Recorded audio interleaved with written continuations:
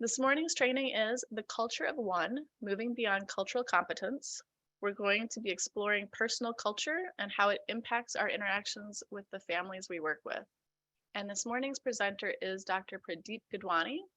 And Pradeep, if you'll go to the next slide, I want to spend just a moment saying that Dr. Gidwani is a dear friend of Caltrin. You probably know him best if you've attended other training. He has done nurturing parent and child development for us several times. If you haven't had an opportunity to attend that training, it is in our archive and you can check it out. But Dr. Gidwani is the medical director for Healthy Development Services and First 5 Home Visiting Services, as well as at the American Academy of Pediatrics, California, Chapter 3. He is a pediatrician and a community health leader. He has expertise in child development, infant and early child mental health, childhood trauma, childhood behavior, cultural issues, and is just genuinely a great person to talk to. Is very interested in learning from you all, and I think will be a very good facilitator for this morning's topic. Pradeep, I'm going to turn it over to you. Well, thank you, Dana. And I am really excited to be here. Also, I'm just excited they shared the list with me of where people are from and the reach. And, it's a big part of California, is also outside of California. So I'm really excited. We're going to have some opportunities to break out so you can talk and actually get some of this information into a place where you can work with it. So really, this workshop is going to give us the opportunity to understand what culture is, reflect on your beliefs, and consider how they developed, to examine how your beliefs impact your interactions with clients, and to develop skills to better understand and serve your clients. I'm just going to throw this little piece in.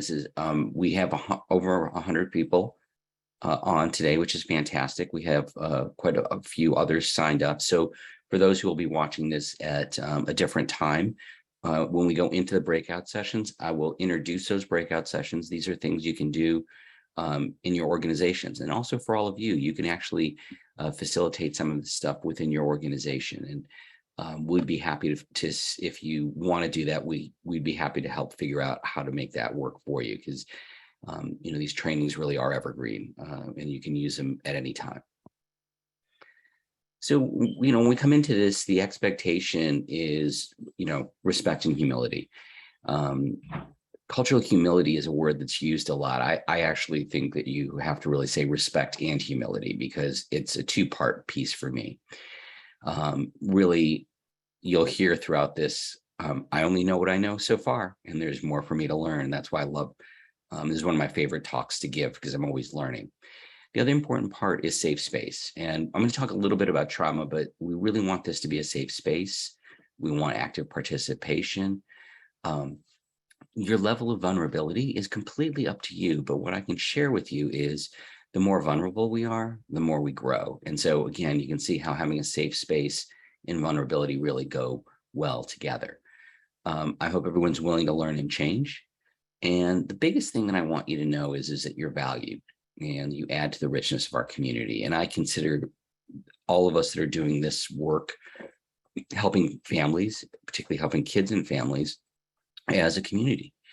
And this work with culture is a journey, and there's no end destination. We're always learning, we're always growing, we're always actively becoming more open and more understanding. So just for fun, I know we have your name and information, but just go ahead and enter your name into the chat, where you work, your role, and what do you hope to get out of today's training. So if you want to, just go ahead. And while you're doing that, I guess maybe I'm doing this to distract you from this next slide. No, I'm kidding. I just want to make note of the fact that we are going to talk about our experiences, right? So events and experiences really lead to our behaviors, and so and how we respond to the world. And some of this you may come into difficult experiences. There may be some things that were traumatic, and there may be some unresolved emotions. And trauma is most often a result of an overwhelming amount of stress, and exceeds your ability to cope and integrate the emotions involved with that experience. and trauma differs between individuals according to their subjective experience. And so I really I have a very, very wide definition of trauma. Trauma is really unprocessed events and emotions. As we do this work, things may come up. We don't want you to be uncomfortable. We also don't want you to feel like you have to stay engaged if something activates you. What I suggest is if you get dysregulated or uncomfortable or something, and you need to turn off the screen, you need to walk away, we understand. And what I would say is make sure you write it down so that you have a chance to come back and look at what's underneath it. We talk about trauma a lot, but what we don't talk enough about is post-traumatic growth. Now, that's different than post-traumatic stress, right? So post-traumatic growth is what happens when we do process these events. And what happens when we process it? We become stronger. We value relationships. We really end up enriching our life. And in fact, art is a way that many people process trauma and stress. So think about all of the beautiful art that's out there that actually comes from people resolving their trauma or healing their trauma. So again, I just want to bring that up with the notion that if you do need to step away, step away. If something's difficult, when we are in the breakouts and we're sharing, you don't have to share what's difficult. You can share what you're willing to share and what you're comfortable sharing. Nobody needs to be uncomfortable in this piece, but if you are uncomfortable, let's make sure that we respect that. Okay. And with that, I'm going to come back to something that when we talk about what's near and dear to our hearts, I have got to tell you that if you have not been to a Caltrin training on the protective factors, you are missing out, and please make sure you get there. Really just a beautiful synthesis of some of the original work that came out of, you'll see in the bottom, the Center for the Study of Social Policy, the Strengthening Families Initiative. They really put these protective factors out there in the world, but the team at Caltrin has really just brought all kinds of information together and synthesized it in a way that's really usable. And again, I think when we think about how do we train in this time period where we're virtual, the downside is we're not in person. The upside is we have a much bigger reach of where we can get to. And so for some folks, you're getting some of the best material. And there's a webinar series where if you are comfortable with just listening, that's there. But the part that I love is the interactive trainings that they do, because you get to really talk with others and say, how do I really put this stuff into action? So, here are the protective factors. The beauty of the folks that put this together is they said, hey, we don't want to create a new program. There are enough programs out there. We want to highlight what really works. So again, whatever program you're doing, I really, really can't emphasize enough how much you will benefit from these trainings. And so what are these protective factors? What really helps parents? Well, parent resiliency, social connections, knowledge of parenting and development. That was my last training. Creating concrete supports in times of needs, and the social emotional competency of children. So each one of these is, they really did a great job of culling the information and the evidence and putting it all together.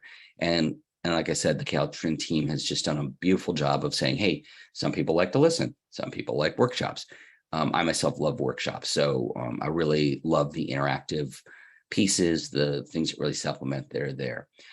So one of the aspects about protective factors is this next slide, the iceberg.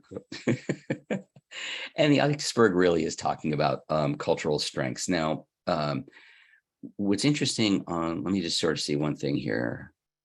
Oh, how interesting. This is a really neat slide. It has these different little pieces that come with it. So we're going to be talking about culture today.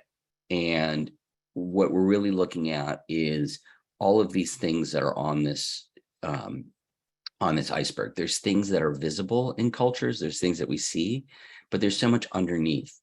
And when you start thinking about the protective factors, you want to ask the questions: how does culture impact this protective factor in a family?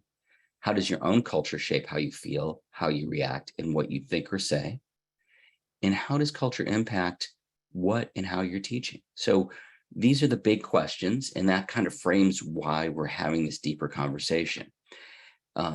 And so let me kind of just give a little disclosure is that I've been teaching this kind of work around culture for about 20 years.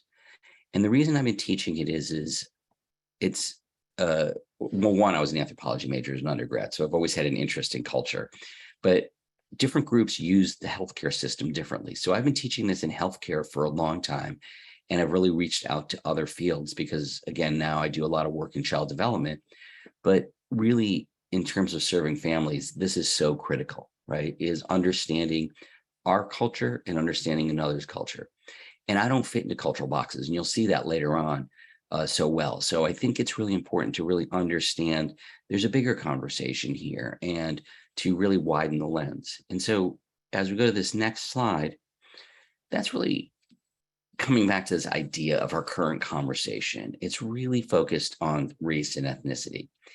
And we talk a lot about like race, which is phenotypes, which is again primarily skin color. And again, as I get further and further into this work, that unfortunately has been used to limit people, and our differences are so biologically are so minimal, but our cultures are very different. And ethnicity is a group of people who identify with a basis of shared attributes that distinguish them. So it's traditions, it's language, it's history, it's culture, it's nations, it's religion. And again, it's interesting, right? We talk about ethnicity, and I always laugh because the term Latino and Asian American, what does that actually mean?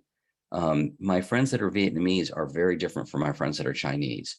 My friends from Argentina are very different from my friends from Mexico, who are different from my friends from Puerto Rico. So you can see that individuals identify with the country of their origin. So again, are these terms even meaningful? I think, again, some of this stuff is census and counting people. And so I think we just need to have a wider lens, as I like to say. So let's start with a wider lens. So let's say a child is growing up in the US, they have dark skin, they're by the census tract, their race is Black American, but their ethnicity may be Jamaican, and they may be a fourth generation immigrant, and her culture may be American. So how does she see herself, and how might that influence her seeking and receiving of help? So that's kind of the bigger question. So before we jump into what is culture, why don't you just take a moment and put into the chat box, what comes to your mind when you hear culture?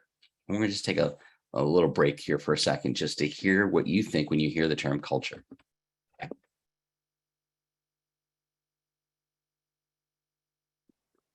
Interestingly enough, my mic moved on that. So I think there's going to be some interesting things in the chat.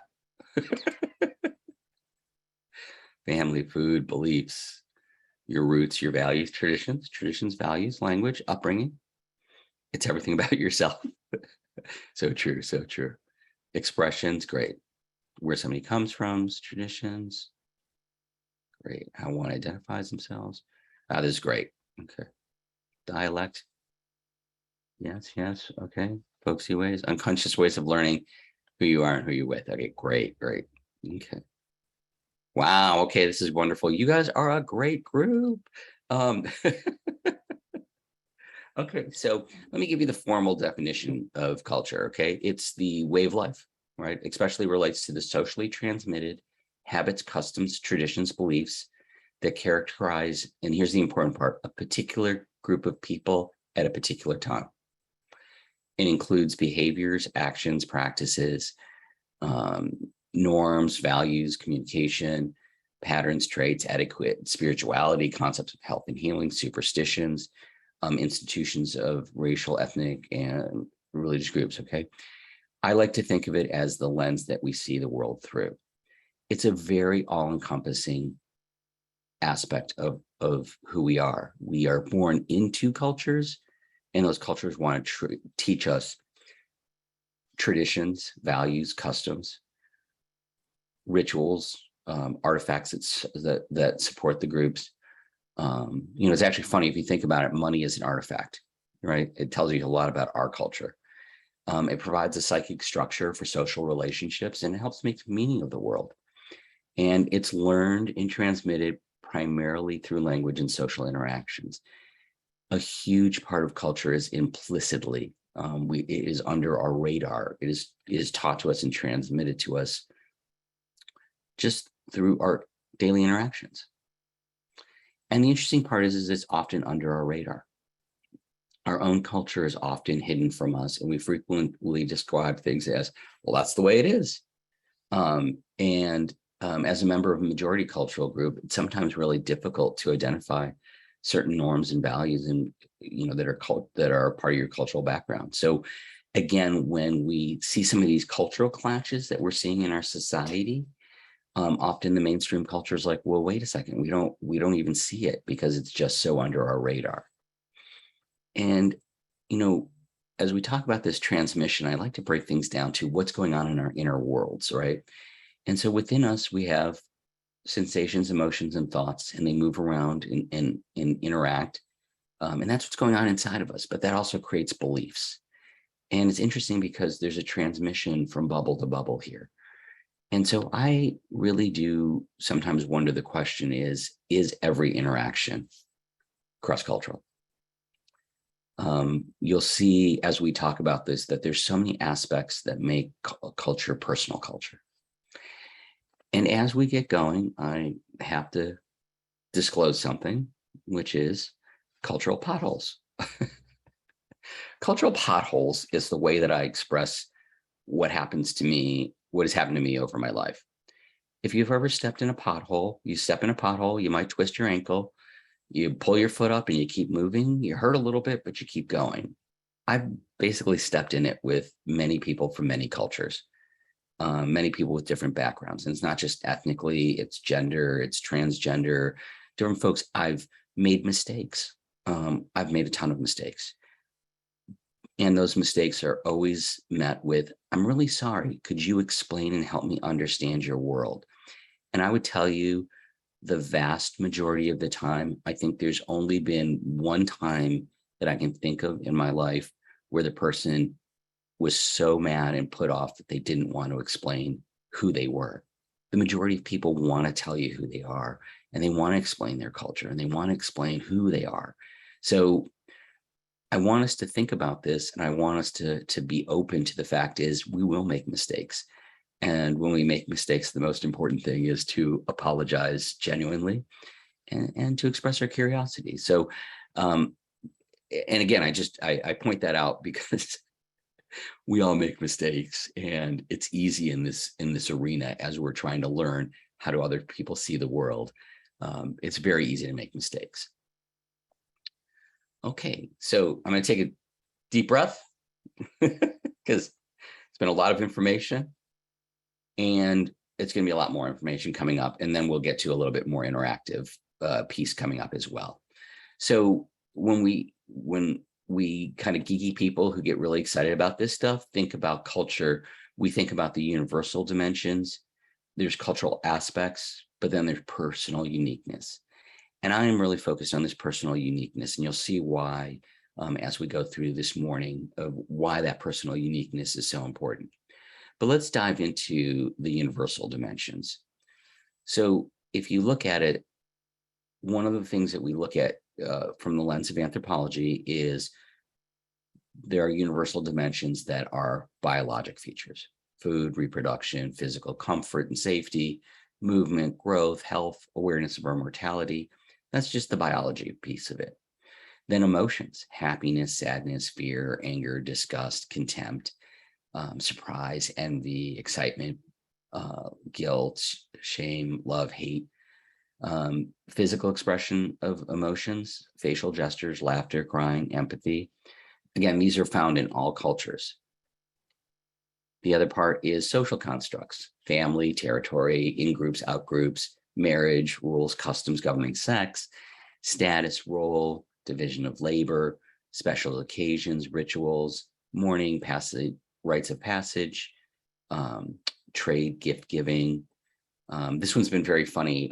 My wife is half Japanese, and they just went to Japan. They took 2 suitcases each. One was with clothes and one was with gifts. And it's just the custom. You do not go empty-handed. And so there was a whole thing of gifts in its own suitcase. And that's just very much part of the custom. laws, government, leadership, arts, music, dance, poetry, games, play, religious and supernatural beliefs. So again, these are all aspects of that are universal in culture. And this is what anthropologists really study. And this even goes into aspects of right and wrong, consciousness, justice, reciprocity, you know, negative like retaliation. How do you redress wrongs? Generosity, honesty, avoidance of conflict, or condemnation of violence. You can see there's so many layers to this: commitment to something greater than oneself, the state, a cause, religion, self-respect, service to humankind, respect for caring of other people and other living things. Again, I'm using the Japanese examples, not only because of my wife, but because I've studied some of it, is when kids are growing up, Japanese mothers will very commonly say, give feelings to things like rocks and trees and other pieces, because the Japanese culture is so focused on other people's emotions and being careful. So it's very fascinating to think about differences between cultures. So again, I keep joking about anthropologists. Anthropologists, this is what they argue about. This is what academics do, right? We argue about things that are kind of funny. So there's this whole thing that there's universal capacity to experience basic emotions like joy, fear, sadness, and disgust, shame, and guilt. It was strongly challenged, and you can see the stuff from the mid 90s. But again, all humans have the capacity to experience helplessness, horror, although cultural factors may influence the likelihood that they're expressed. And one of the things I find fascinating is the difference between the way that trauma is discussed in different cultures. In Latin American culture, there's something called susto or fright, and again, how do you treat that looks different.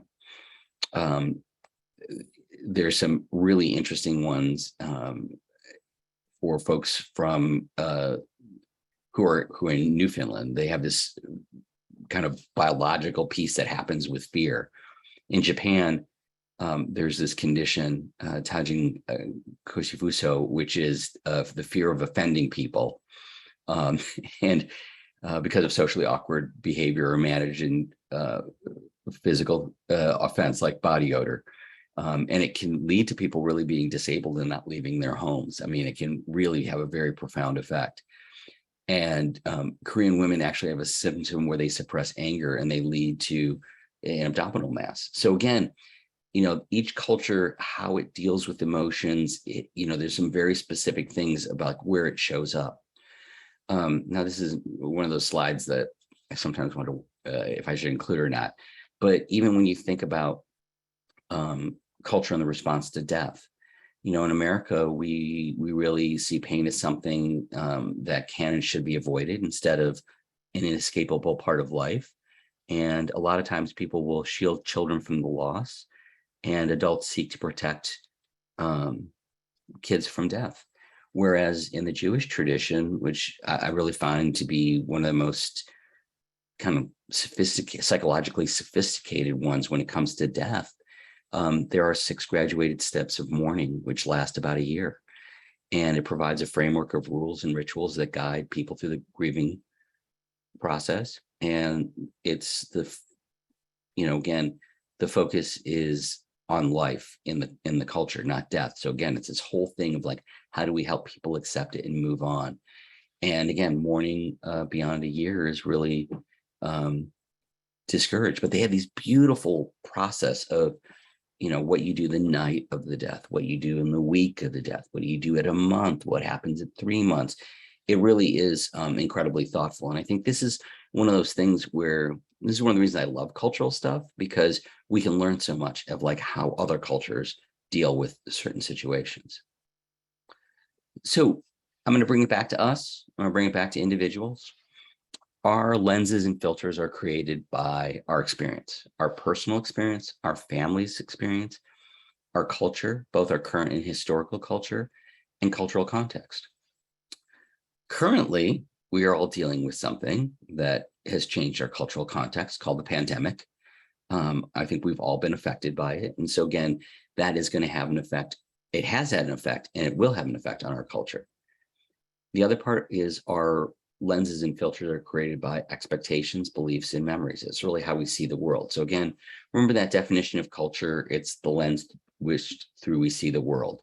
So again, if we look at our bubble of perception, the events and our experiences lead to the effect. And I like this gentleman here.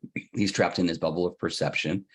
And again, I think it's important to acknowledge we all have a bubble of perception. We all have a way of looking at things. So on this next slide, I'm going to share my own personal, unique cultural journey. And just to let you know, speaking of cultures, I am a doctor. And in the culture of medicine, we do not disclose anything about ourselves. We are experts and we keep ourselves a little bit removed. So with me sharing this with you, and particularly on the next 3 slides, is again, this goes against one of my cultural groups that I'm a part of, our practice. Just being open and disclosing things is not part of medicine. So who am I? Okay, so here's the interesting piece is I was born in India.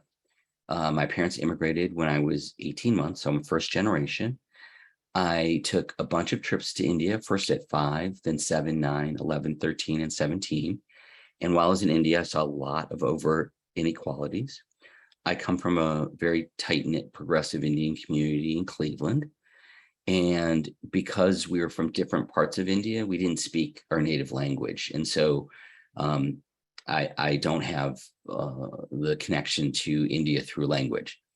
My mom was the first female surgeon at the Cleveland Clinic. So women's rights and reproductive rights are just part of what I grew up with. My father was an engineer. He passed away, and he worked for GE for 25 years. And he had a systems approach to everything. So when we would throw a party at our house, either that night or the next night, we would debrief on how we could do it better. So quality improvement in that kind of frame is just a part of my life. My parents experienced what's known as partition in India, where India and Pakistan became 2 separate countries. They were 9 years old. They had a profound effect on our family. My grandparents lost everything. They were in their 50s and they had to rebuild. So my family has this history of having everything taken away and rebuilding. So there's intergenerational resiliency in our story. So my educational journey and work experiences, again, as I mentioned, I was an anthropology major as an undergrad. I worked for the CDC in STD prevention and really had a upfront look at health inequalities. While I was working for a congressional commission, I was the only male in the office, and I was struck by how my seemingly great communication skills were not working very well. And I really learned that there's a real difference in how and what men and women communicate. So I took that opportunity to learn. And one of my favorite books still stands out to me. Deborah Tannen, who is a linguist, who has a PhD in language, talks about this stuff. And her book was called You Just Don't Understand. And I read that book and I'm like, oh, I'm communicating wrong. So it was really helpful. I went to med school. So I have, and my mom's a doctor. So again, I have that background, but I also studied traditional Chinese medicine and mind-body medicine. I did a pediatric residency in Cincinnati, where we were the only place that admitted children. So I got a great view of population health. I did a fellowship and a master's in public health in Boston. And our work there was on culture and ADHD. And I had the opportunity to work with somebody named Herbert Benson, who brought some mind-body medicine over in the 60s. And it was interesting because it was so controversial at the time. When I got to San Diego, I worked on asthma and chronic illness. And I studied with a gentleman named Don Miguel Ruiz, who is a former neurosurgeon and shaman. He wrote a couple of books called The Four Agreements and The Mastery of Love, which are still on the New York Times bestseller list, which is crazy because he wrote them 20 years ago. I've done yoga teacher training, and my work here is in development and behavior. So that's my education and work experience. And it's interesting. I'm East Indian. I'm an East Indian immigrant, but I'm often confused by different origins and ethnicities. I've been asked, "Who am I? What am I?" By different people in different places. Um, and again, it's not always bad. I have a lot of people who said to me, "Oh, you look just like my cousin," and they're from Syria or they're from somewhere. So I also get included. I married late in life. My wife is biologically she's half Japanese and half Irish, but her mom remarried a gentleman who was very Japanese culturally. So she grew up with a very strong culture. As I mentioned, I got married later in life, and so I have three stepsons. One who is again, this is the biology piece of it. His father's Latino, so he's half Latino, a quarter Japanese, a quarter Irish. And then I have two younger sons who are part Native American, and they're actually Apache Hopi. So they even have two different tribes that they're from, and then a quarter Japanese, a quarter Irish. So we have our own little UN here at the house. We now have two dogs. I have a German Shepherd who currently does not have a pet rabbit, but she's had two pet rabbits. So I've had a pet that has pets. My youngest son moved back and he has a rescue dog. So now we're a two-dog family and we have 7 chickens. So again, that's part of my personal life and my personal culture. And so what does that look like? So my lenses and filters are relationships are central to everything. There's a strong emphasis on resiliency.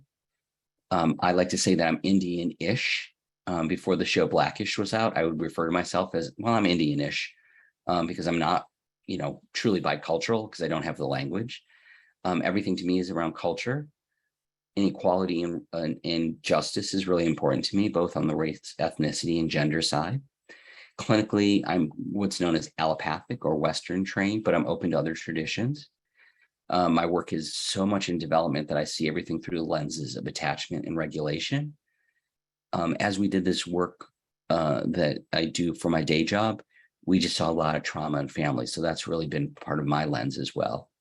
And supporting families from a strength-based perspective is another part of my lens. And the biggest thing that informs all of my work is nurture. I think I would actually really love to start a field of study called nurturology, the study of nurture, which is just to help the development and growth of people. So you can see this is a huge list. I've been doing this work for 20 years. So I started adding these different pieces just to give you an example. As we do this next piece, which is the more interactive part and the exercise part, so you get a chance to think about this for yourself.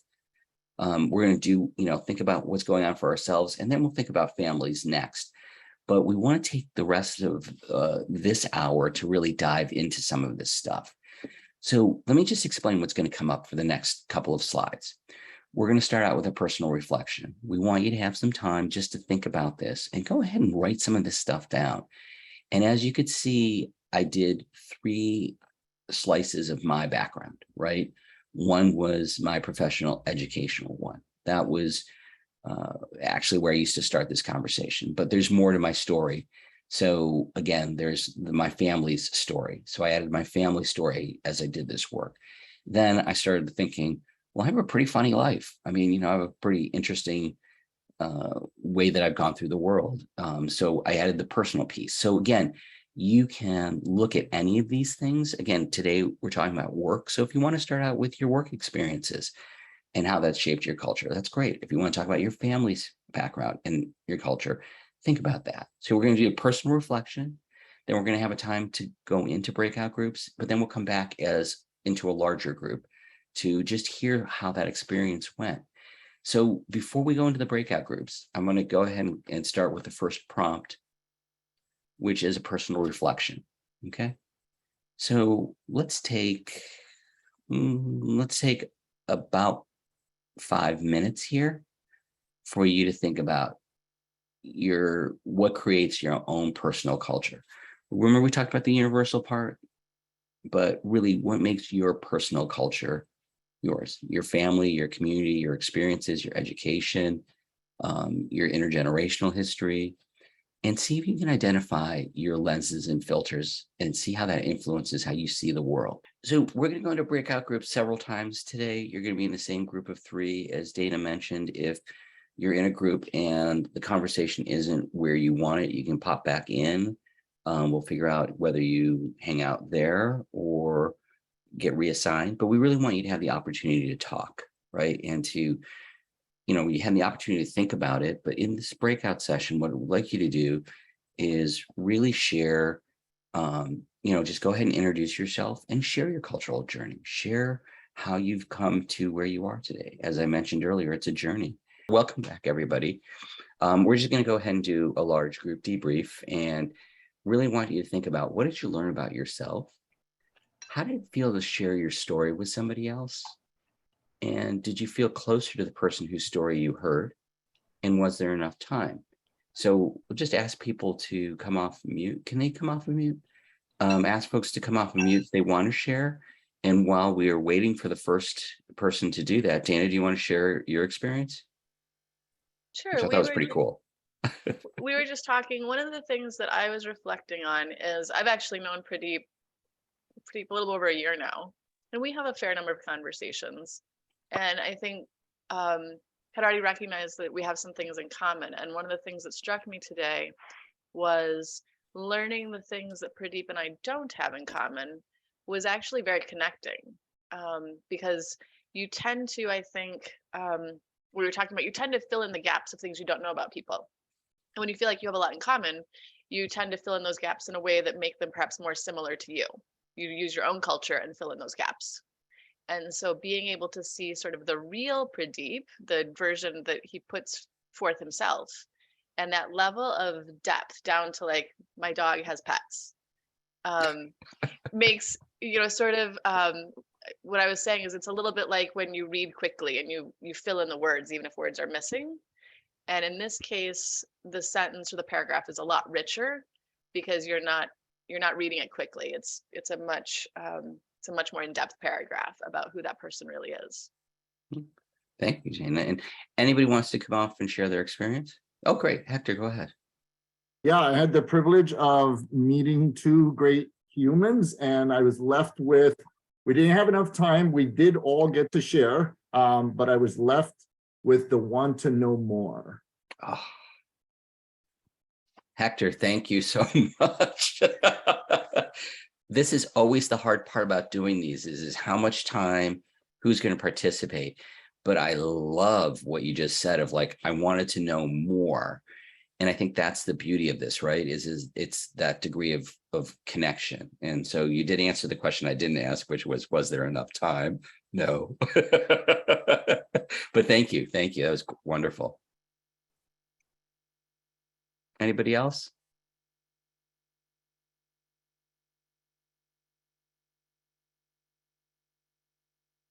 It's okay to say you didn't enjoy it. I enjoyed hearing people's stories about how they arrived where they arrived. I also really wanted more time to ask follow-up questions, because I think there's probably a lot of richness in their stories. Wow, thank you, Julie. Yeah, that's again, we are storytellers by nature. It's a really important part of being human, and thank you. That is a beautiful piece. And again, I think all of us are in this kind of work because not only do we care about people, we care about their stories. And I love how you said, I like to hear where they came from. That was just wonderful. So we've got a couple hands up. So I'll go to Amanda and then Betsy. So Amanda first. Hi, yeah, I am not camera ready because I'm working from home. So, but I was thinking about we always talk about knowing who your audience is, when we're either training or just in a social setting. And I felt, and I do this a lot and I share my story a lot because of the work I do, but I felt really vulnerable not knowing how people were going to react, because some of my story is not easy to hear, but but it's the reason why I'm here today. And it's the reason why I do the work I do. But it made me feel really vulnerable, not knowing how they were going to react, and if it was going to be like, oh my God, she's a mess, or wow, here's a poster child for resilience. You just don't know how people are going to respond to who you are, why you are, how you are, all of those. So I mean, it was a great experience. But I did feel real vulnerable. So Amanda, thank you. It's so important to voice what you voiced. It's so important because, again, when we flip that, we think about families and we think about, we're going to ask them questions, and they may feel very vulnerable. And again, we sometimes don't want to disclose things that have happened. And again, I gave you the option of disclosing or not disclosing. You took that opportunity to be vulnerable, to be seen and heard, even though your camera wasn't working, but you took that chance. And again, I think that's another piece that's super important in this. It's why the safety aspect is so important when we're with families. And again, I know for many of us, we have to work within time constraints. And, again, the beauty of it is so far, there's just this sense of wanting to hear more.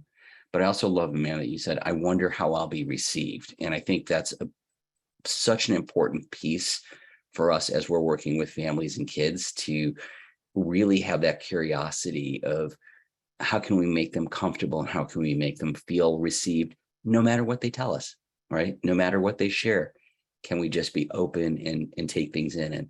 And again, when you shared, it sounds like you had a good experience because, with that risk came the being seen and heard. Absolutely. Absolutely. Thank you. Thank you. So we'll take one more. Betsy, do you want to join in? Yeah, I sort of followed your lead on some of the things you shared, and a lot of those details were not things that I would have necessarily thought about, including when I shared my story.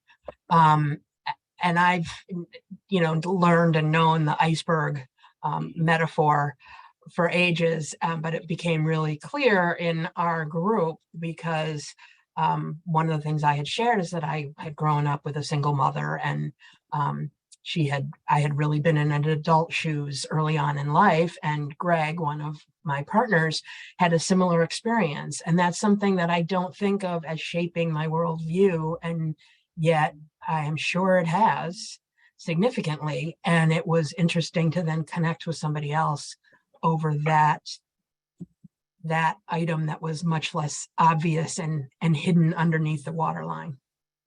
Yeah. So again, under the waterline, under the radar. And to me, what you just shared makes me feel like, okay, at some level, my work here is done.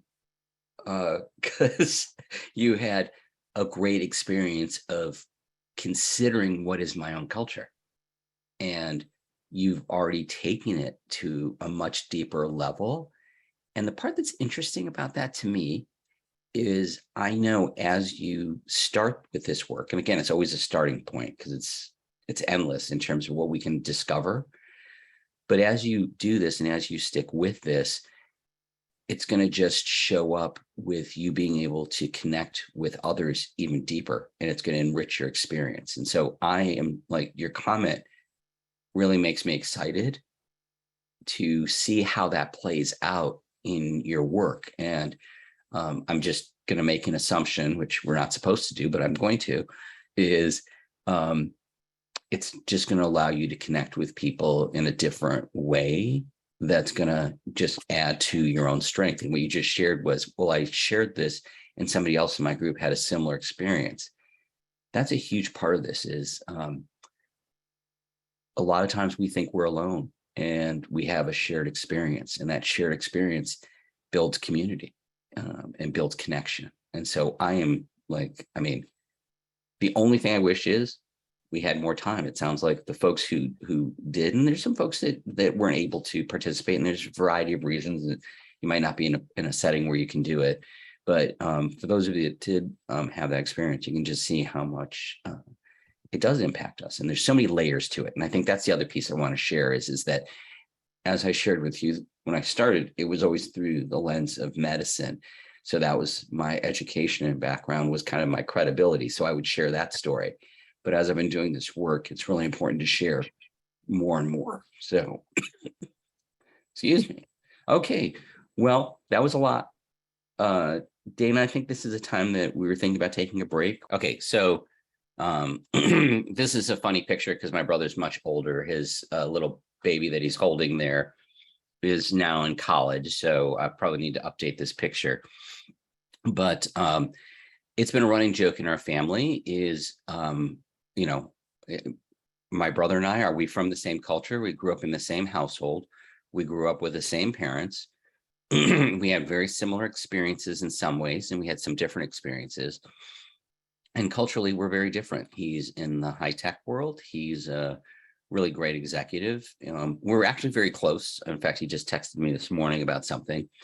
But we really are two very, very different people in our values, in our cultures, the way that we see the world.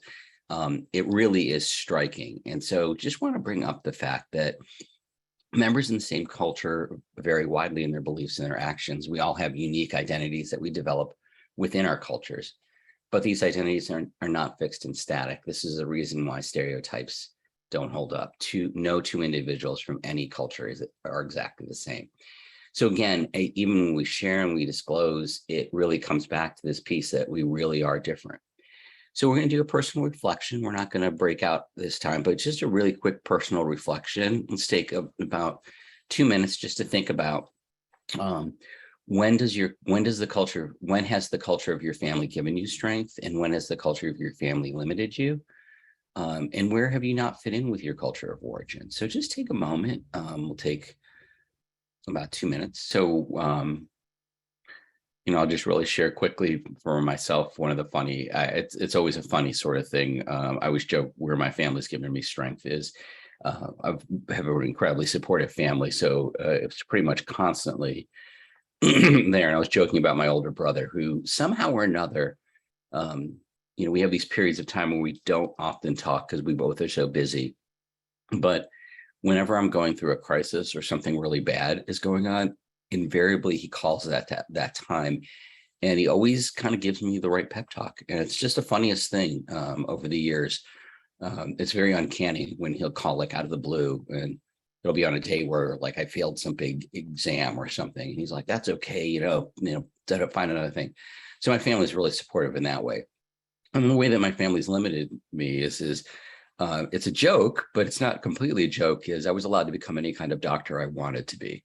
Now, that may not sound like such a horrible thing, but I came from a family where a lot of the parents, my parents' friends, also immigrated at the same time when there was a lot of doctors coming from India. So there was a lot of pressure, and I think again, their ideas of the careers were either you could be an engineer, doctor, or lawyer, and that was it. And so I might have become a college professor had it been something else, but again, I'm not that worried about it because it all worked out. But there are times where like our family's beliefs can limit us, and that I think often happens for women whose cultures are more traditional in terms of their roles.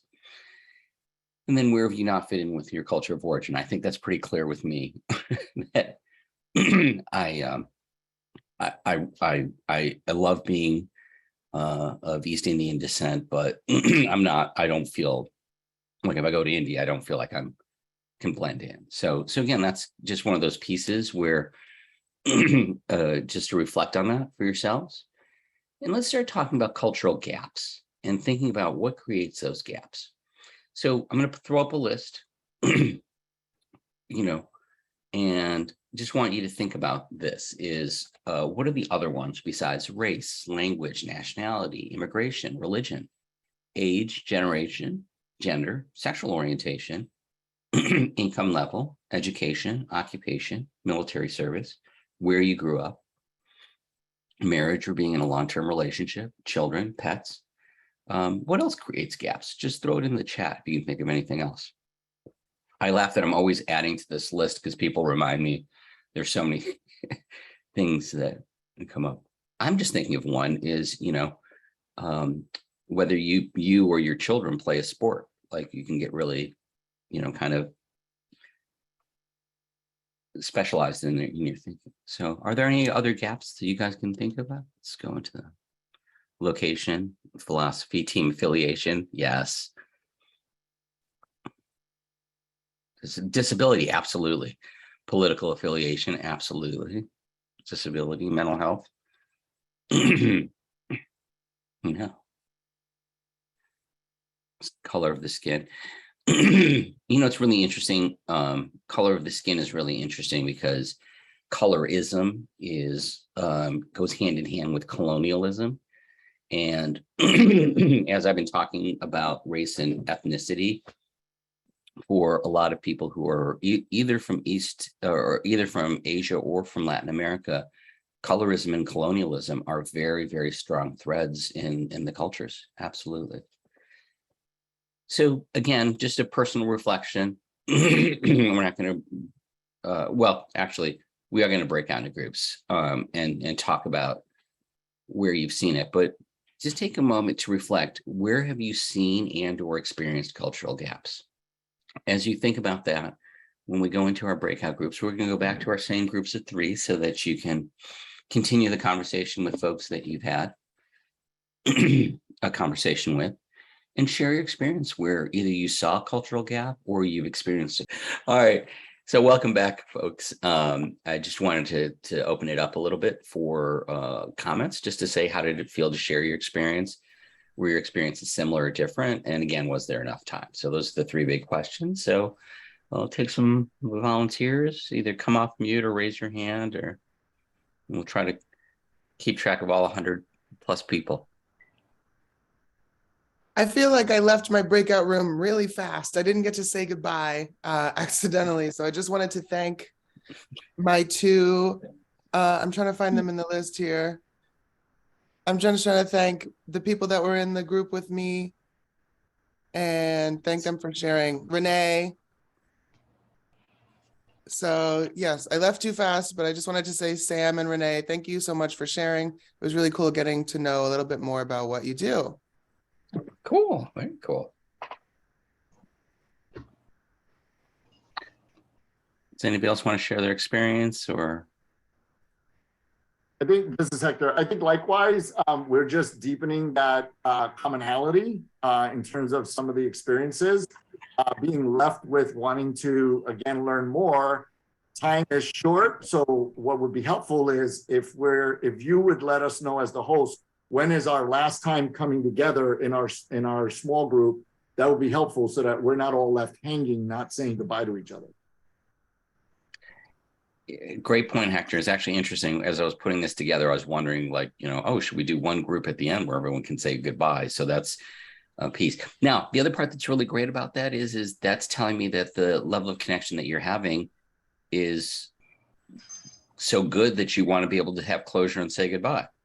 I think that's fantastic. So thank you. Okay. Well, we still have a lot of material to get to, so I'm gonna move us along and go into one of the things that this is one of the aspects of why I do this work. This next piece is this whole aspect of dehumanization. Like if you are listening and you start hearing political things, like people use words like animal or infestation, anytime these metaphors are used, they're really meant to reduce sympathy for a particular group, so people can see them as not deserving compassion. And one of the common threads of genocide is it always starts with this dehumanizing process. And so William Donahue, who's a professor of communication at Michigan State, really brings up this point about dehumanization. And that's one of the pieces with cultural gaps and pieces that just is so important to me for us to be listening to this and sort of saying, wait a second. We do not want to cut down anybody's common humanity. And to me, dignity is one of my most important values, is that every person is worthy of dignity. So just one of those cautionary pieces with this kind of work. So I do want to talk about identity. In fact, I could actually do an entire workshop on identity, right? I think identity is really important. Really, if you think about identity and time, our identity really, our identity is connected to our experiences, but it's also connected to our expectations. So it's our past and it's our future. And the reason I come back to identity is that's one of the beauties of doing a workshop like this. This is one of those times where you can reflect, what do you most identify with in your unique personal culture? The reason I bring this up is what we most identify with becomes one of our strongest lenses or filters. So again, we live in a society, and it varies so much even within this country of how open we are to people's sexual orientation. And I've had the great honor of talking to so many people at so many different levels. But if you have a sexual orientation that was not sort of allowed as you were growing up, and you have to come to terms with it and get clear with this is who you are and what your identity is, it becomes a strong part of your identity because you've sort of had to fight through it, right? When we experience discrimination, sometimes that strengthens our identity. We become strong in who we are. But this is one of those pieces real interesting. So think about yourself and think about for yourself, what do you most identify with in your own personal culture? I would tell you all, it's not an easy question. I would have a hard time answering this one. I probably identify the most with wanting to constantly learn. I don't strongly identify with some of the things, but I know that they shape the way that I see things. So just take a second and reflect for a minute. Like, what do you feel like you identify the most with?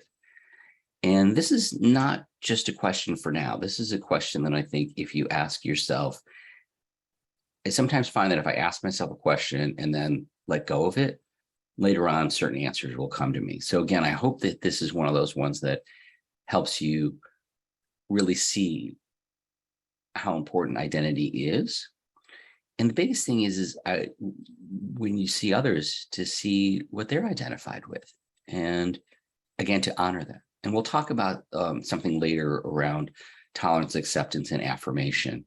It's part of my journey is I've learned that it's important to not just accept people, but to affirm people and who they are. It's just a really important component. Now, one of the interesting things about identity is, as I mentioned, I worked with Don Miguel Ruiz, and it was really interesting. One of the things he had us do was a recapitulation exercise. And we wrote our personal stories so many times to become less identified with it. And, in his book, The Four Agreements, one of the agreements is don't take things personally. So you end up becoming less defensive and more open to others. And so that's kind of the piece of identity is important because it can be very helpful and it can help you move forward. Identity can also limit you because you might not be able to see beyond it. So being able to play around with de-identifying from our identity gives us space. And so it's just an interesting piece. So we're going to move into part two. So this is probably the part that I think is, that first part is really, really about self-exploration and learning. And really now let's start moving into, for the rest of the time that we're together, we're going to talk more about this piece of bridging different worlds. And when we think about bridging different worlds, relationships are based on two-way communication, cooperation, coordination, and also collaboration. And our breakdowns in communication most often are to differing needs, values, and levels of trust, rather than a family's willingness and interest, right? Like families that we work with, they're seeking help. They're seeking that help. So when it doesn't happen, when we don't bridge those worlds, we really need to look at our needs, values, and level of trust. Maybe on the follow-up piece, Dana, I'll include the work of nonviolent communication. Marshall Rosenberg, I believe is his name. the reason I bring that up is he came up with a way of communicating called nonviolent communication. And the idea, his fundamental idea was, we end up in these positions of struggle because we aren't communicating our needs. And he said, everything comes back to, all conflict comes back to our needs not being met. And I always joke that we don't even often know our own needs. And yet when we're in relationships, we expect our partners to meet our needs, even when we don't know what they are, right? So again, like, be more comfortable with what our needs are and understanding how to help others with meeting their needs and listening for what do they really need. And again, I use trust. I break down this element of trust to what builds trust, right? And again, I think, trust is one of those things that it when you feel it, and you can feel like who you trust, who you don't trust. But if we really break it down, it really does come down to some components. And part of trust is that benevolence, where you feel the other person's going to take your best interest to heart and protect them. This is, I think, very central to the work that all of you do. Reliability, the degree which you can be dependent upon and that you can come through and you're consistent. Competence, that you have the ability to help somebody. Honesty, where you are fair and truthful, and openness. And so again, it's said that relationships move at the speed of trust. And so one of the things to consider is what makes you feel safe, what makes parents feel safe, what makes children feel safe. Okay. Those three first ones are around safety, right? Which is very, very much part of our trauma-informed work. And I would actually say it's trauma responsive to help people feel safe. Coming back to what creates trust, we talked about some of those elements. How do you know when you're trusted by a client or a patient or a family? And what helps clients feel known by you? Right? There's this really interesting piece where when you are in connection with others, there's a resonance, there's a felt sense of being felt, right? And so these are really important. And again, I sometimes think that other fields, like where you're trying to build something, we get held to that account of like building and meeting times and productivities, where so much of what we do really requires trust and heart-to-heart communication, which takes time. And it's going to really come back to an overlap of beliefs between a provider and a client, right? So again, all this work that we've been doing to start out with is really kind of thinking about our values and thinking about these pieces. And so, the first aspect of this belief, the overlapping beliefs, comes back to really being self-aware. And so as a service provider, we really need to really think about our personal values, our attitudes, our beliefs, our biases, and how do they influence consciously or unconsciously our interactions with others? And how do they influence our interaction with professional colleagues and staff from diverse ethnic backgrounds? Now, before we kind of go into another breakout, and I'm looking at the time, so what I would want to do is, why don't we do this? Why don't we go ahead and I'm going to leave this question out first. We'll take a break and then we'll come back to breakouts. So let me just leave you with thinking about this on your break, is really think about your own attitudes and beliefs and behaviors, and how do they influence your impact or your interactions with clients.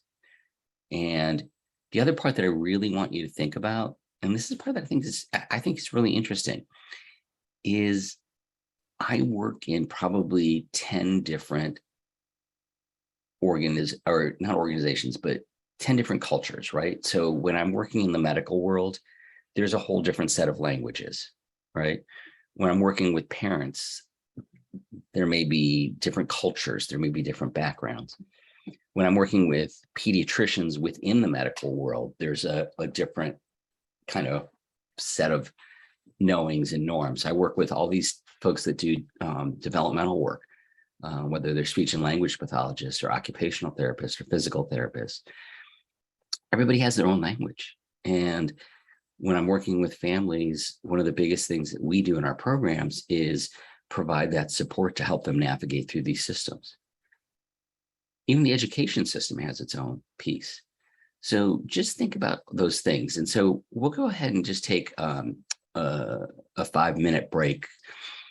So Hector, we're going to honor your request. We're going to go into a breakout now. This was supposed to be the last one, but what we'll do is we'll change things up a little bit and have build in 5 minutes for the breakout groups at later in the thing, so you have a chance to say goodbye. So welcome back. And again, if anybody wants to just comment on that section, what they learned or anything that surprised them or something new that was kind of revealed for you.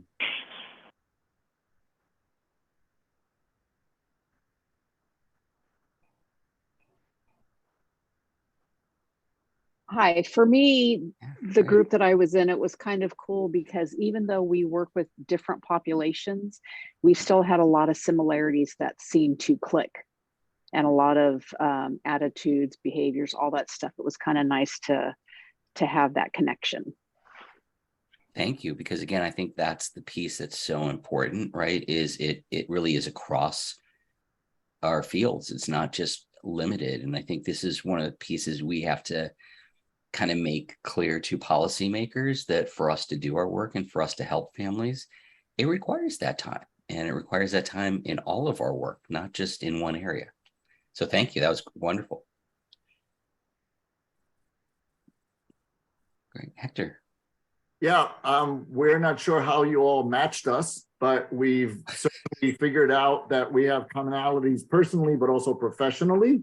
And certainly not, we believe that it wasn't a coincidence that we ended up on this call together and are making efforts to stay connected wherever we're comfortable. Oh, thank you. That's great. And like I said, I had thought, oh, shouldn't we have one to close out? So we will have a closeout before we kind of do our last debrief. We'll ask some questions about, like, you know, what worked well from this training, what would you recommend, and things like that. But really want to have that opportunity to connect. And I think that's the beauty of of these interactive trainings, is you do get that opportunity to connect with folks, and you see that. Hector, I hate to tell you this, but it was random, which makes me think it's not so random, in that I think all of us have commonalities and there's a lot of universal pieces. So as we go through, we're going to just do a little more content and then we'll come back to having some talk. But, you know, the thing is I think it's always good to come back and to look at our cycles of communication. And, you know, for me, as I mentioned, respect, curiosity, and empathy have really just been pretty amazing in terms of what people are willing to share when they're approached this way. And I think willingness, openness, and understanding becomes really important. And again, I think it's interesting because, you know, some of the research shows that, you know, your body language says you've lost interest. Yeah, because you know, it's 7% words, it's 38% of what you hear, and 55% of what do you feel. And so I think it becomes so important. And as we think about that, you know, think about the vulnerability of clients and patients, right? They may have a bad first impression. There may be poor communication. I think one of the big things is past experiences. Our work really has seen a lot of families not only having experienced individual trauma, but intergenerational trauma, historical trauma, as well as marginalization. So past experiences can really then impact your self-confidence. If a provider doesn't feel confident, that shows up. History of discrimination, differing expectations of roles, lack of confidence in the system, and the power differential. And the power differential has always been interesting for me because I always think of myself as so approachable and easy to talk to.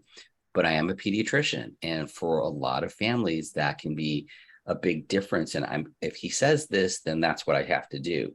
So I work really hard to make sure that when I'm communicating with families, that I let them know that it's what they value that's most important.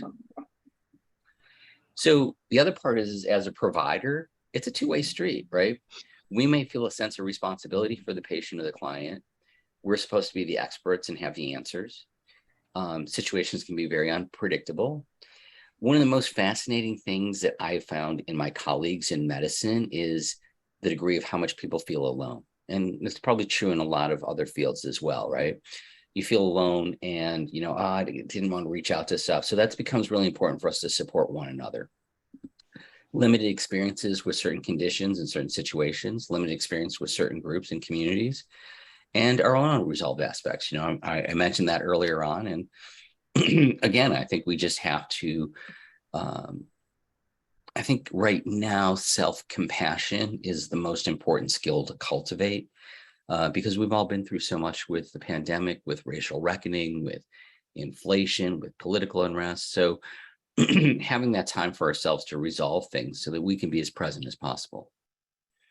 So again, coming back to building bridges, I'm going to go through these slides. None of this stuff is rocket science. It's stuff that you know, but it's just to reconfirm that, you know, when we build bridges with our families, it's about setting expectations, learning about the child, the family, and the community, acknowledging shared values and commitments, embracing a strengths-based approach, forging trust, encouraging reciprocal communication, you know, ask with openness and genuine curiosity.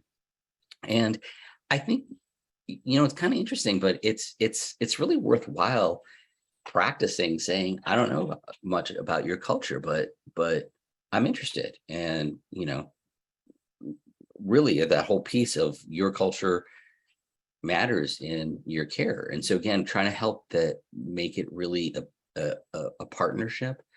And our own curiosity is usually met with people being very excited to talk about who they are and how they see the world. And so for me, you know, again, most of my work is around work with children. So I always make sure that families know that I want the best for them and their child. And what do you value for your child? And what do you value? And what can we commit together to meeting what you value, not what I tell you to do? And I think, you know, it's an interesting thing. We have this conversation around culture, but I see this in medicine a lot. In medicine, there's a real piece of, you know, the family didn't do what I told them to do. Well, there's the problem right there. You told them to do. You didn't have a conversation, build a relationship. So again, this whole idea of like what's best for you. So I'm going to stop for just a second and digress just for a moment to talk a little bit about hope. And, you know, when you think about hope, hope is really thinking that my future can be better than my today. And one of the things that builds hope is, you know, working with a family, creating an action plan, breaking down the steps so that they can do it. And the more that they're able to do it, the more they're able to think, hey, my future could be better. And I think that's one of the things that's really amazing. And you know, one of the things I've seen so much in immigrant and refugee communities is the parents don't just think about the kids, they're thinking about the grandkids. And they're willing to sacrifice not for themselves in this lifetime, but for their kids and for their grandkids. And that future mindset and the idea of hope and that my kid's life will be better is so motivating. And so again, I think these are those places where we can really spend time and really get to know families and really get to know what's going on. And again, coming from medicine, I just can't help it. We always have these cute little mnemonics that we think help us in times, but really this one of learn is really to listen with empathy and understanding to the patient or the client's perception of the issue. Explain your perception of the issue. Acknowledge and discuss the differences and the similarities. Recommend a treatment plan or create an action plan and negotiate an agreement. And again, I think this is that piece where, you know, again, it's that whole piece of can we slow down? Can we slow down enough to really see each other for who we are? And as bad as the pandemic has been, my hope and my goal is that we come out of it with more respect for our common humanity and to slow down and not be so focused on money and productivity, but be really focused on nurture and helping people grow. So this next slide I had mentioned before, and I had mentioned it because I remember feeling really happy when I moved from, when I was able to articulate that, I accept people and acceptance is so important. And, again, like even the word tolerance just means like I'm putting up with you. And I was always talking to people about, well, we really have to accept, we have to accept, we have to accept. And then as I worked with more individuals and families that had been marginalized or just not seen, I really found that the goal for me now is to affirm people, to know them well enough, to let them feel that they matter to me, right? So it's affirmation rather than accepting. And so, I think that's a shared value for all of us on this call of really moving beyond acceptance and moving into affirming. And interestingly enough, just to share a little bit more about that story is that happened from someone who I now consider a friend who's transgender and identifies as he has gone through the process of a sex change. And we had some really great conversations. And in the conversation, I was, we were talking and I was sharing how much I respected the choices and how they went through the world and who they were and how they were as a parent. And the person looked up at me and they said, you're very affirming. And I said, oh, well, thank you. And that was kind of the light bulb moment for me to change what my expectations were. And the fact that he felt seen and valued and that he mattered to me was really an important lesson. So again, like I share, I'm always learning. It's one of the reasons I love doing these talks.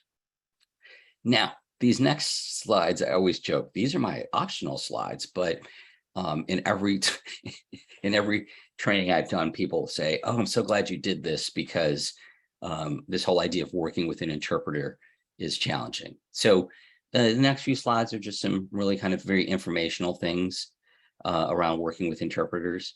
One of the things I think is so important is to really find professional, trained, qualified interpreters. Don't depend on children or other relatives or non-medical staff to interpret. Hold a pre-interview meeting with the interpreter so you can get on the same page. The other part is, particularly if you're really kind of stable in the folks that you're using, make sure that you have a good working relationship with the interpreter. Allow enough time for the interpretation. Again, this comes back to some of our systems don't always allow this, but we need to demand that this is just what's needed. Use carefully chosen words to convey your meaning and limit the use of gestures. Speak in a normal voice, clear, not too fast and not too loud. I always remember in med school,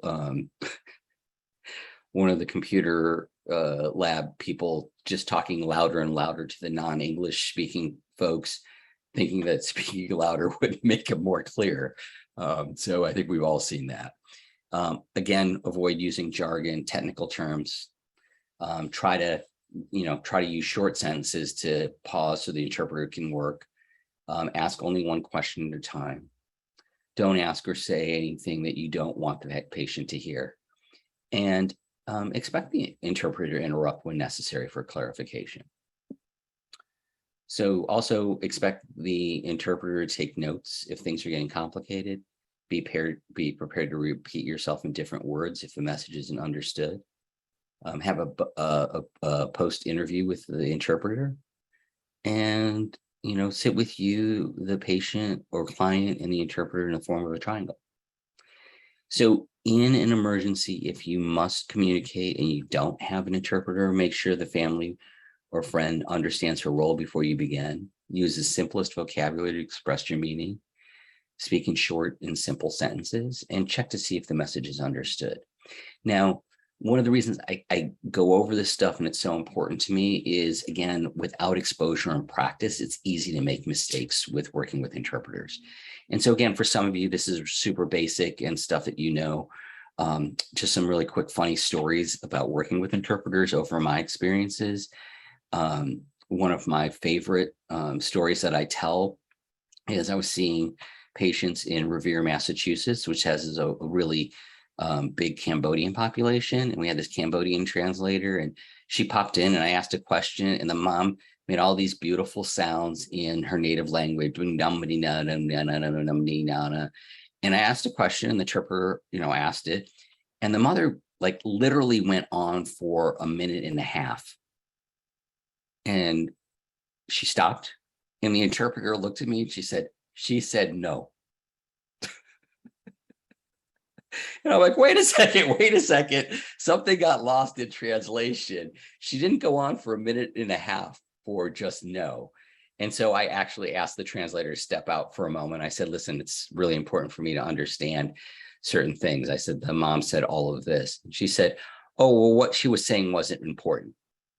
And I said, okay, I just need to know what she said. So it was just a really funny situation, because she went on for like a minute and a half. Literally, the mom went on for a minute and a half. So she obviously had something she wanted to tell me. And the interpreter said, no, she said no. The other piece that is really important, I think most of you get this, but the comment earlier about, being in the role of a parent, so parentifying kids.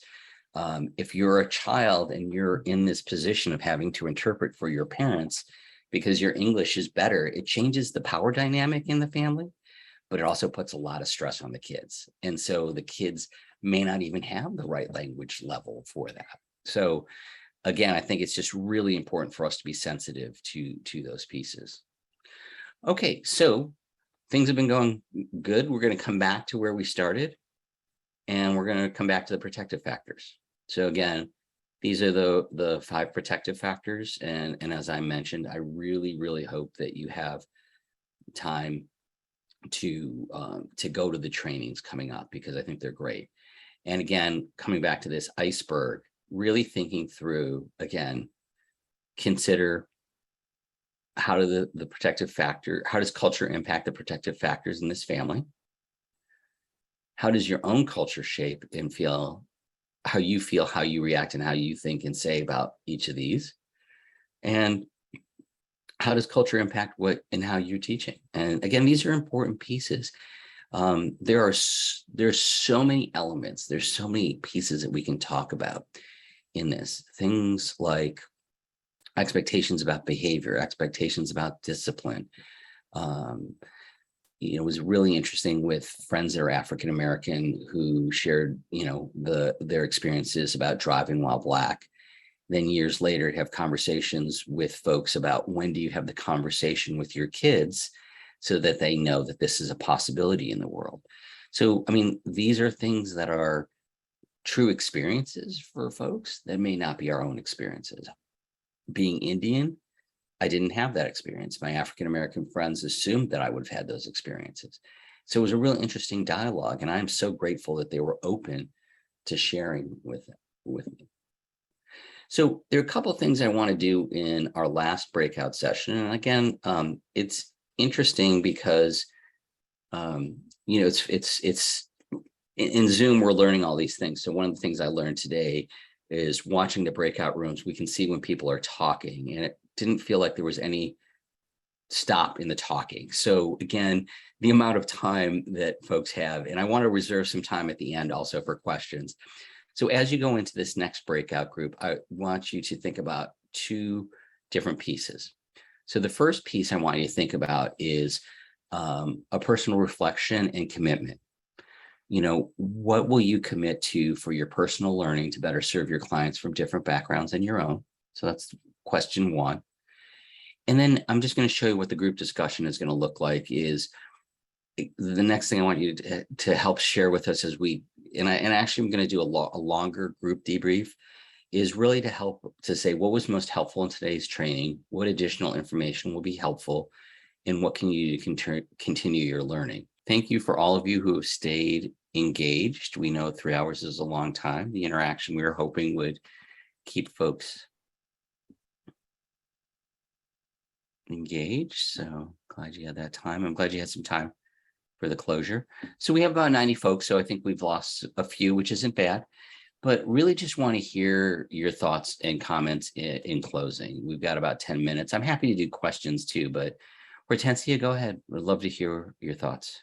Hi. So one of the things I was discussing with my group, with Jesus, was that one of the things that was hard for me as a child was trying to translate for my parents. Oh, yeah. And I'm so grateful you brought this up, because a lot of times as a child, there's some questions that were not appropriate for me to even translate to my parents. So it was very uncomfortable.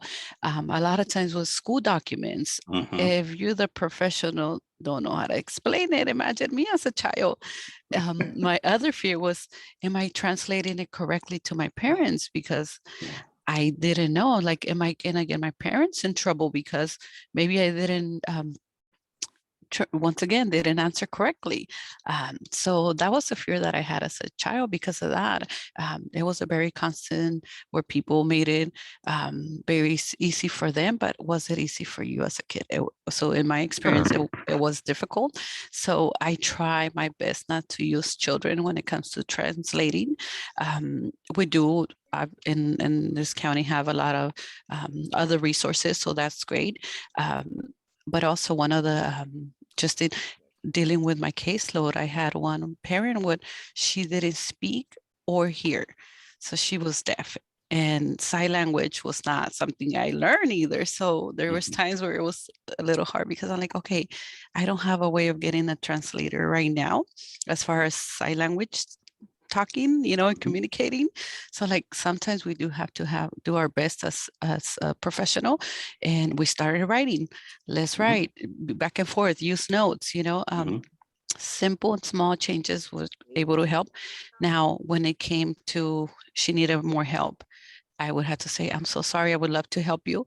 However, I need the translator, the person that can sign language to you. And we kind of agree on certain things like you mentioned. So it was very helpful. And I have learned that through this training, and just wanted to let you guys know that yeah, I would think using children will be kind of try to be the last resource, because it's hard for a child to do that. We put them in a tough situation. So I do try to do my best, and I'm glad you brought up, when you get to see in other cultures, tell them you want to learn from their cultures, because sometimes I know my culture, and I know other people's, but I don't always ask that question. Tell me a little bit about your culture. I would like to know like what's your background. I would learn more with this new position I have. So thank you for allowing me the time to speak, and hi everyone. And I enjoyed this training. I have to say, I have to share with you the fact that you shared your experience, the way that you shared your experience is so enriching for all of us. It really is truly enriching for all of us, because you said this is what it felt like. These are the pieces. This is the part that's so important. So I really appreciate you sharing, because again, that's your lived experience. And we need to understand, yes, in last case resort, we do that. And what are the workarounds? But thank you so much for that, Hortensia. Thank you. Thank you. Sally, did you want to jump in?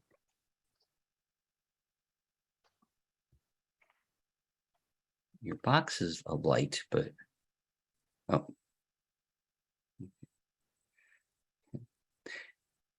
So we have about 5 minutes. So comments or questions?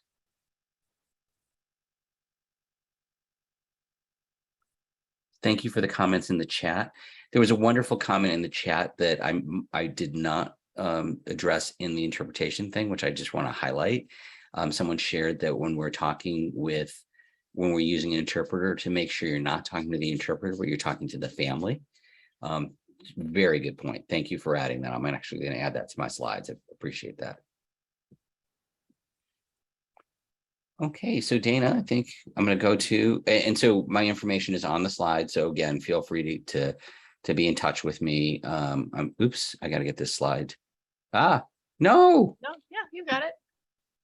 Oops. I went too far. That's okay. I can speak to it. So Here thank we you go. all for joining us. We really appreciate that you spent 3 hours of your Friday morning with us. We are dropping a brief evaluation in the chat. We love all the comments that you've had in the chat, but we would also really appreciate it if you could take a couple of minutes to fill out that survey about today's training. Also weigh in on other training or features that you liked about this training. We do read every comment and take them under consideration. There's also a certificate of attendance at the end of that survey if you need it. And do watch your inbox for the next issue of Caltrain Connect. It actually came out this morning if you're already on our mailing list. December's issue is in your inbox now. So take a look at some of the really great training we have coming up. And I actually want to look backwards, as I mentioned at the beginning of this training. If you enjoyed this training with Dr. Gidwani, he has done nurturing child and parent development with us previously, and it's in our training archive. So if you just think at the end of today, I'd love to see more of this. It's a different topic, but do go ahead and have a look at that on our website at caltrain.org. And finally, yes, we will send you a message early next week. It will have the recording, it will have the slides, it will have the self-assessment and a couple of other resources. So also watch your email for that next week. And I just want to thank you all again, and especially Dr. Gidwani for joining us. Pradeep, we always appreciate when you can spend time with us. It's been a really great conversation. We really appreciate it.